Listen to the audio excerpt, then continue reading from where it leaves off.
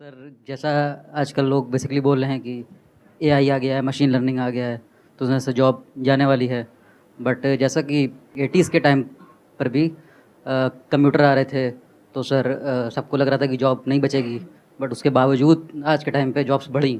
ये हो सकता है कि जॉब बिल्कुल खत्म नहीं होंगे, लेकिन जहां हमें 10 कंटेंट राइटर्स की जरूरत होती थी वहां से वो 5 जरूर हो जाएंगे, क्योंकि आधा काम चैट जीपीटी कर रहा है, बल्कि कम भी हो सकता है उससे ज्यादा। आप लोगों को कुछ नहीं आइडिया है कि क्या हो रहा है और क्या होने वाला है। और अब क्या हो रहा है इस बार, पहली बार हिस्ट्री में, कि सब कुछ जो अलग अलग था वो सिंथेसाइज हो गया है, वो सब कुछ एक साथ आ गया है।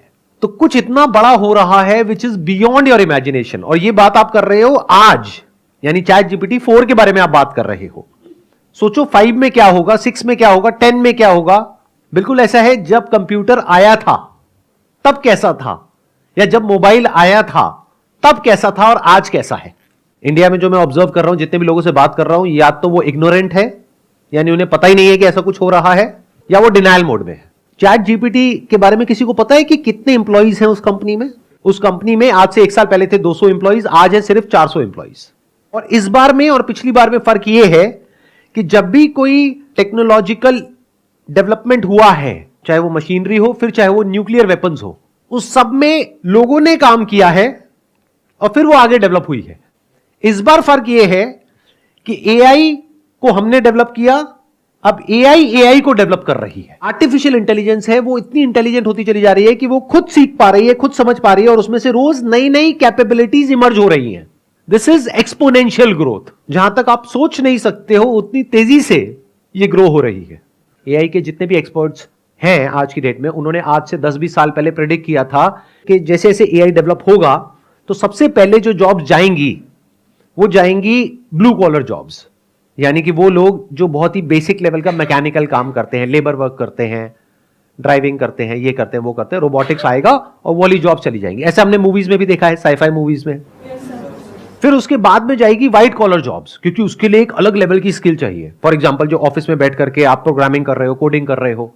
उसके बाद में आखिरी में जो जॉब जाएंगी वो होंगी क्रिएटिव जॉब्स, जैसे फोटोग्राफर्स हो गए, डिजाइनर्स हो गए, विजुअलाइजर्स हो गए, राइटर्स हो गए। इसका एग्जैक्ट उल्टा हो रहा है। सबसे पहले जो जॉब जा रही हैं वो है क्रिएटिव जॉब्स और व्हाइट कॉलर जॉब्स। मतलब जो सबसे मुश्किल काम था वो एआई ने सबसे पहले कर दिया। मैं आपको प्रैक्टिकली कुछ दिखाता हूं, तब शायद आप लोगों का दिमाग खुलेगा। अब ध्यान से देखो इस इमेज को। क्या देखने में किसी भी एंगल से नकली लग रही है? रोबोट लग रही है या एक असली फीमेल लग रही है? इन लोगों ने क्या किया है, बिलियंस ऑफ इमेजेस जो इंटरनेट पे हैं, यानी कि हमारी इमेजेस और हम जैसे और लोगों की इमेजेस, उन सबको बिना हमारी परमिशन के इन लोगों ने क्या किया, उसको रीड किया, उसको समझा, उससे सीख लिया। तो कहीं से आंखें पिक करी, कहीं से नाक पिक करी, कहीं से लिप्स पिक करे, कहीं से ज्वेलरी पिक करी, कहीं और से कुछ पिक किया। अब ये female, there is a strong possibility, पूरी दुनिया में कहीं एग्जिस्ट नहीं करती है, but she is as good as a top model. ध्यान से समझो कितने लोगों की जॉब जाने वाली है इसकी वजह से।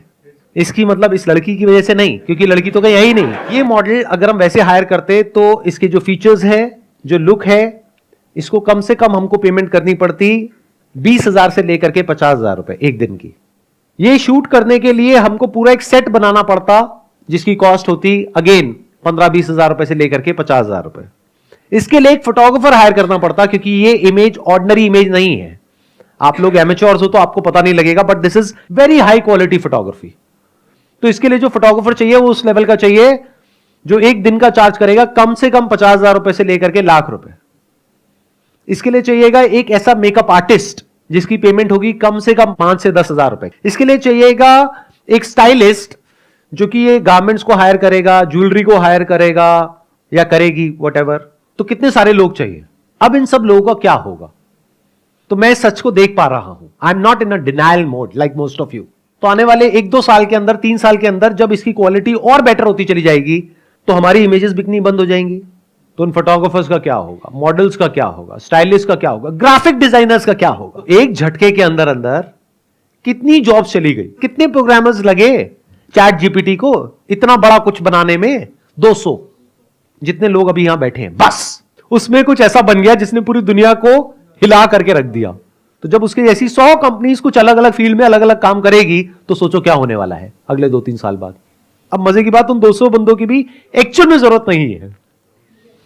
अगर आपको कुछ स्टैट्स के अकॉर्डिंग बताऊं तो एआई को आज की डेट में कहते हैं उसका जो इंटेलिजेंस लेवल है वो एक 9 साल के बच्चे जितना है। ये डेटा है दिसंबर 2022 का, और जनवरी 2022 में उसकी जो एज थी वो थी 7 साल, और 7 साल का होने में उसको लगे थे 10 से 15 साल, लेकिन 7 साल से 9 साल तक पहुंचने में लगे 1 साल से भी कम। तो अगले 6 महीने में क्या होने वाला है, अगले 1 साल में क्या होने वाला है, 2 साल में क्या होने वाला है। अब ऐसा नहीं है कि ये जो मैंने अभी आपको इमेज दिखाई थी इसके बाद में सब कुछ ही खत्म हो जाएगा, लेकिन आप ये कह सकते हो 90% फोटोग्राफर्स का काम खत्म, सिर्फ 10% बचेंगे वो जिनके अंदर कुछ ऐसा है जो एआई नहीं कर पा रहा है। मैंने अपनी इंडस्ट्री में और लोगों से बात करी जो स्टॉक फोटोग्राफी इंडस्ट्री में है, तो सबका यही रिएक्शन था, अरे नहीं नहीं नहीं, एआई में वो बात थोड़ी है, हमारी इमेजेस देखो, ये बढ़िया है, वो बढ़िया है, वो बढ़िया है, वो बढ़िया है, डिनायल मोड में है। फिर उसके बाद आएगा तीसरा mode, that is panic mode. मतलब पहला होता है इग्नोरेंस, फिर आता है डिनायल, फिर आता है पैनिक। अब क्या करें, इस प्रॉब्लम का सोल्यूशन क्या है? या तो आपको कुछ ऐसा करना पड़ेगा जो कुछ इतना यूनिक हो कि एआई वो ना कर पाए, या फिर अपनी जो स्किल है उसको चेंज करने के लिए आपको रेडी रहना होगा। तो आपको कैसा बनना होगा? अपने ऊपर कोई ठप्पा नहीं लगाना है, be open to new ideas. Time बदलेगा बहुत तेजी से, तो अपने आप को बदलने के लिए तैयार रहो। जो चैट जीपीटी है ना वो एक लिमिटेड बॉक्स के अंदर ही सोच सकता है, तो एक तो लिमिट एक सब्सटेन लिमिट आएगी जहां पे वो रुक जाएगा जाके, उसके बाद हमें ह्यूमन की जरूरत पड़ेगी। मतलब अगर एआई के भी इवोल्यूशन को आप ध्यान से समझोगे ना, तो पहली जो स्टेज थी एआई की वो थी क्यूरेशन की, आज है जनरेशन की। क्यूरेशन मतलब क्या होता है? जितनी भी सोशल मीडिया कंपनीज है वो सब क्या करती है? कंटेंट को क्यूरेट करती है एआई के थ्रू, यानी देखती है कि आपको क्या पसंद आ रहा है, क्या नहीं आ रहा है, कितनी देर तक क्या देख रहे हो, क्या नहीं देख रहे हो, क्या लाइक कर रहे हो, क्या डिसलाइक कर रहे हो, आपकी पर्टिकुलर एज ग्रुप में, आपके पर्टिकुलर एरिया में और लोग क्या कर रहे हैं, उसके अकॉर्डिंग आपको कंटेंट दिखाया जाता है और आप उसके एडिक्ट हो जाते हो। एआई की अभी एक कैपेबिलिटी को आपने देखा है, दूसरी को तो अभी तक देखा ही नहीं है, उसका तो प्रीव्यू है जो मैंने अभी आपको दिखाया है, ट्रेलर है, एक्चुअल पिक्चर तो देखी ही नहीं है। मतलब क्या देखा है आपने एआई का? जो सोशल मीडिया कंपनीज ने किया, यानी कि क्यूरेशन। अब एआई का एक दूसरा फेज शुरू हो रहा है, वो है क्रिएशन, जनरेशन। अभी तक एआई कंटेंट क्रिएट नहीं करता था, क्रिएटर्स करते थे, बट ये जो कंपनीज हैं वो क्यूरेट करती थी कंटेंट को। क्यूरेट मतलब कि इतना सारा कंटेंट है, उसमें से क्या दिखाना है क्या नहीं। मान लो 100 करोड़ वीडियोस हैं, उसमें से कौन सी आपको दिखानी है कौन सी नहीं, या कौन सी ऐड दिखानी है कौन सी नहीं। This is curation. अब आएगा क्रिएशन। आप कहो ना आपको क्या चाहिए। सर इसका कंक्लूजन क्या है योडी? ये हमारी सबकी बहुत बड़ी एक प्रॉब्लम है। हम सबको क्या चाहिए? कंक्लूजन चाहिए। क्या हो अगर मैं आपको कहूं कि इस प्रॉब्लम का ना तो मेरे पास में कोई सोल्यूशन है, ना कोई कंक्लूजन है, ना मुझे पता है कि क्या होने वाला है। देखो ध्यान से समझो, ये जो ऑपरेट कर रहा है ये कर रहा है क्लाउड कंप्यूटिंग के बेस पे। उसकी जो पावर्स है वो इन्फिनिट है, इंफॉर्मेशन जो है वो इन्फिनिट है, क्रिएशन की पॉसिबिलिटीज इन्फिनिट है, डिस्ट्रक्शन की पॉसिबिलिटीज इन्फिनिट है। अब बताओ ऐसी कोई चीज आज से पहले कभी आपने देखी, सुनी? मतलब एक ऐसी शक्ति है जो हमसे बहुत ज्यादा पावरफुल है, और वो शक्ति सिर्फ कुछ बिजनेसेस के हाथ में है, तो बाकी की पूरी ह्यूमैनिटी का क्या होगा? ये एक बहुत बड़ा क्वेश्चन मार्क है। इसका मेरे पास में कोई जवाब नहीं है।